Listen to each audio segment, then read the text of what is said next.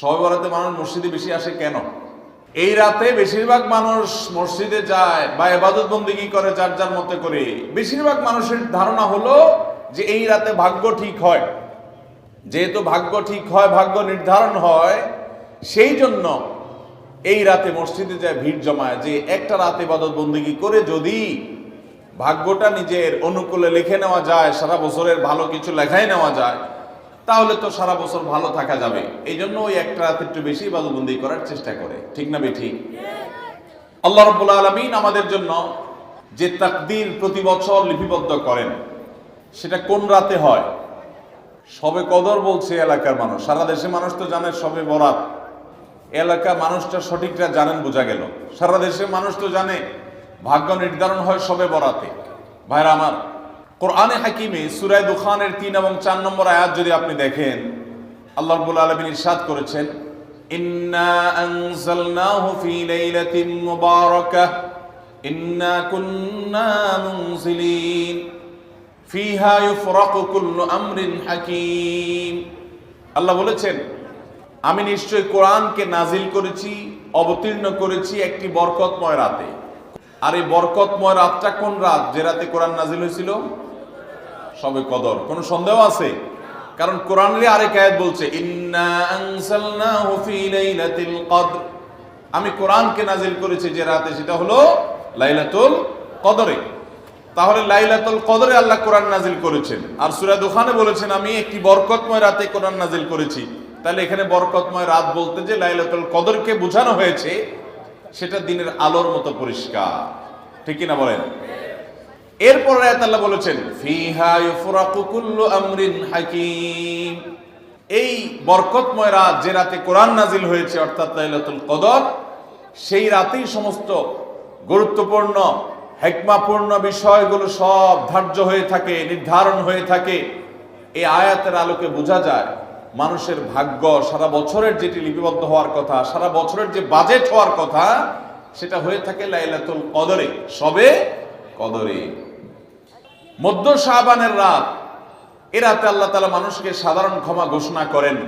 যাদের মনে হিংসা নাই, যাদের মনে মানুষের প্রতি বিদ্বেষ শত্রুতা নাই, এবং যারা শিরকে লিপ্ত না, এই মানুষগুলো ছাড়া বাকি মানুষগুলোকে মধ্য শাবানের রাত, যেটাকে আমরা শবে বরাত বলি, হাদিসের ভাষ্য শবে বরাত নয়, হাদিসের ভাষ্য হলো লাইলাতুন নিসফি মিন শাবান, সেই রাতে আল্লাহ রাব্বুল আলামিন বান্দাকে সাধারণ ক্ষমা ঘোষণা করেন। এটা একটা ভিন্ন বিষয়, কিন্তু বছরের সবচেয়ে শ্রেষ্ঠ রাত হলো লাইলাতুল কদর, যেই রাতে আল্লাহ তাআলা বান্দার ভাগ্য ঠিক করেন। এই রাতে যে ভাগ্য আল্লাহ নির্ধারণ করে থাকেন, সেই নির্ধারণটা যেন আমাদের অনুকূলে হয়, সেই নির্ধারণটা যেন আমাদের জন্য কল্যাণকর হয়। আল্লাহ যেন আমাদের ভাগ্যে ভালো কিছু লেখেন, খারাপ কিছু যেন না লেখেন। আল্লাহ যেন তাকদীরে আমাদেরকে ভালো কিছু দেন, মন্দ কিছু থেকে বাঁচিয়ে রাখেন। সেজন্য আমরা সবাই কামনা করি কি করি না? শুধু করি তা না, শবে বরাতে যত মানুষ মসজিদে আসে আমাদের দেশে, সারা বছরের অন্য কোনো রাত, দিন, অন্য কোনো সময় এত মানুষ মসজিদে আসে। কারণ কি? শবে বরাতে মানুষ মসজিদে বেশি আসে কেন? কি কারণে আসে বলেন দেখি? একজন করে সিন্নি খাওয়ার জন্য না, সিন্নি তো অন্য দিনও দেয়। এই রাতে বেশিরভাগ মানুষ মসজিদে যায় বা ইবাদত বন্দেগী করে যার যার মতে করে।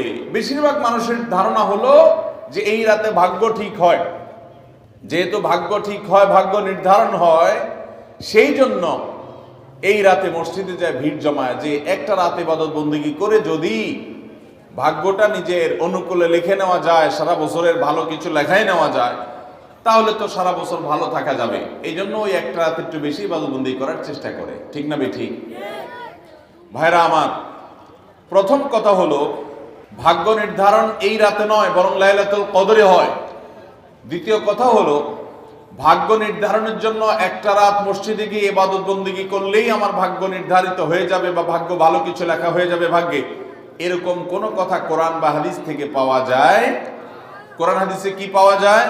সূরা নাহাল আয়াত নম্বর 97, আল্লাহ রাব্বুল আলামিন ইরশাদ করেছেন, মান আমিলা সালিহাম মিন যাকারিন আও উনসা ওয়া হুয়া মুমিন, পুরুষ হোক আর নারী হোক, যে কোনো ব্যক্তি যদি ঈমানদার অবস্থায় ভালো কাজ করে, কোরআন হাদিসে নির্দেশিত কাজ, আল্লাহ যা করতে বলেছেন, রাসূল সাল্লাল্লাহু আলাইহি ওয়াসাল্লাম যা করতে বলেছেন, যদি সে কাজগুলো করে, এমত অবস্থায় করে যে সে ঈমানদার, অর্থাৎ ঈমান থাকতে হবে, ঈমান আছে এই অবস্থায় যদি নেক আমল করে, তাহলে কি হবে? আল্লাহ বলেছেন ফালানুহিয়ান্নাহু হায়াতান তাইয়্যিবাহ, তাহলে সেই পুরুষ সে নারীকে আমি পবিত্র জীবন দান করব। এই পবিত্র জীবনে মানুষ সুখী থাকবে, এই পবিত্র জীবনে মানুষ সমৃদ্ধ থাকবে, এই পবিত্র জীবনে মানুষ ভালো থাকবে, নেক থাকবে। ওয়ালানাজজিয়ান্নাহুম আজরাহুম বিআহসানি মা কানু ইয়ামালুন, এবং এই ইমানদার নারী পুরুষরা যদি নেক আমল করে, ভালো কাজ করে যদি সব সময়, তাহলে সেক্ষেত্রে আল্লাহ বলেছেন তারা যে ভালো কাজ করেছে ওইটা সবচেয়ে উত্তম বিনিময় আমি তাদেরকে দান করব। তাহলে এই আয়াত থেকে প্রমাণ হয়, যদি কেউ ঈমান আনার পর নেকামল করতে থাকে, নেকামল করতে থাকে, একদিনের নেকামল নয়, এক রাতের নেকামল নয়, সারা বছর জুড়ে সারা জীবন ধরে ভালো কাজ করার চেষ্টা যদি কেউ করে, আল্লাহ তাআলা তাকে পবিত্র জীবন দিবেন, সৌভাগ্যবান মানুষের জীবন দিবেন, সুখী মানুষের জীবন দিবেন। এখান থেকে বোঝা যায় কি, ভাগ্য নির্ধারণের জন্য এক রাত আমল করতে হবে নাকি সারা বছর?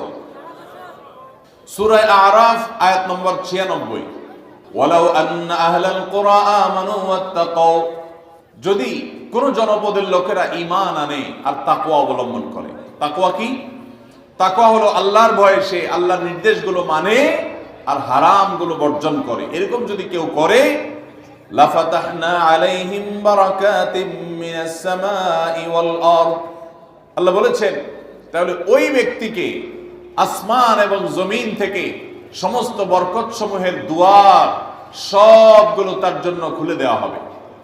তাহলে বোঝা গেল মানুষের জীবনে বরকত নাজিল হবে, মানুষ সুখে থাকবে, ভালো কিছু তার তাকদিরে লেখা হবে।